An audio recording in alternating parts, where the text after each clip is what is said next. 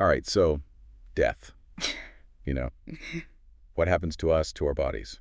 I mean, after we die, we've all thought about it, right? I bet most of you listening are thinking burial or maybe cremation. Those are the familiar ones. Yeah, pretty standard in Western culture. Right, exactly. But get this, there's this whole other way of dealing with, well, with the body. Um, and it involves offering the body to vultures. You're talking about sky burial? Yeah, sky burial. Have you heard of this? It's called shator in Tibetan. It's an ancient funeral practice, like seriously old tradition, super tied up in Tibetan Buddhist beliefs. I gotta say, when I first heard about it, I was kind of like, whoa, seriously? It just seemed, I don't know, like so different from anything I'd ever, well, imagined. It's definitely not the norm for most people, but that's why we're doing this deep dive, right? To get into these practices that might seem, well, shocking at first glance, but when you really understand the philosophy behind them, they start to make a lot of sense. That's it, exactly.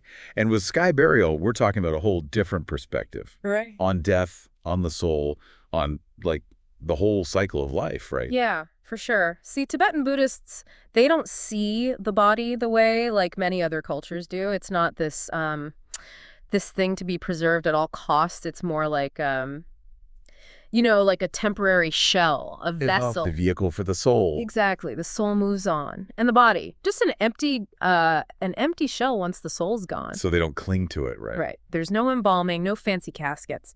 Instead, they practice jator, which, well, it literally means giving alms to the birds. Okay, so that's where the vultures come in. Yep. They offer the body as nourishment, a final act of generosity, compassion, you could even say. Okay, hold on a second. This is blowing my mind a little. You're saying they take the body up to a mountain and like leave it for the vultures. Well, it's a bit more than just leaving it. First off, the location is super important. It's not just any old mountaintop. We're talking high peaks, sacred places that are, thought to be closer to the heavens. Wow, so the setting is like part of the ritual itself. Exactly. Imagine like a really stark landscape. Windswept, prayer flags, flapping in the wind, this powerful sense of nature, of like the vastness of it all. It's been going on for centuries in these places, generations, It's powerful stuff. I can only imagine. And this whole like connection to the heavens, that ties into what you were saying earlier about the soul. Right. So the body's been taken up to the mountaintop. Sometimes a family member does it, sometimes it's someone else. And then there are these trained practitioners, rogyapas, they're called. And they prepare the body in a very particular way. I mean, they disassemble it so that the vultures can consume it. I'm thinking some of our listeners might be wincing right now, imagining what that looks like. So how do we square that with what you said about reverence and compassion? Okay, so it's really important to understand that this is not, like a gruesome spectacle, right? The whole thing is done with a deep respect for the deceased. And the vultures, they're not seen as, these scary scavengers. In fact, they're considered sacred beings, dakinis, like almost spiritual guides for the soul on its journey. See, that's so different from how we think of vultures in like Western culture. We tend to associate them with, I don't know, death, decay. Definitely not, like spiritual guides. It's a total shift, right? In Tibetan Buddhism, vultures are actually seen as helping to free the soul from the physical form, helping it to reach the heavens. And this all goes back to that core Buddhist concept, right? The impermanence of things. Exactly. Nothing lasts forever. Our bodies, our possessions, everything, it's all temporary. Sky burial, it's this stark, powerful reminder of that, this way of accepting and even celebrating.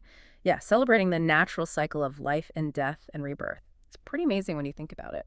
I'm thinking about how, in a lot of Western cultures, we try to fight that impermanence. We try to hold on to the physical body for as long as we can. Embalming, elaborate tombs. It's like we're trying to deny that natural cycle you were talking about. Interesting, right? How different cultures deal with those big questions: life, death, what happens after we die. It really makes you think. Yeah, and sky burial, it's not about mourning the end, It's about, like you said, celebrating this continuation, this ongoing cycle. I'm not sure I could, fully wrap my head around it, if I'm being honest, but I have to admit there's something really profound about it. And yeah, okay, a little bit challenging too, I think that's the point sometimes, to be challenged. Yeah. To to step outside of our comfort zones and see things from a whole new perspective. That's how we learn and grow. Sure. And that's what these deep dives are all about. So, okay, we've explored this ancient tradition, this whole other way of thinking about death. And I think I'm left with more questions than answers. Yeah.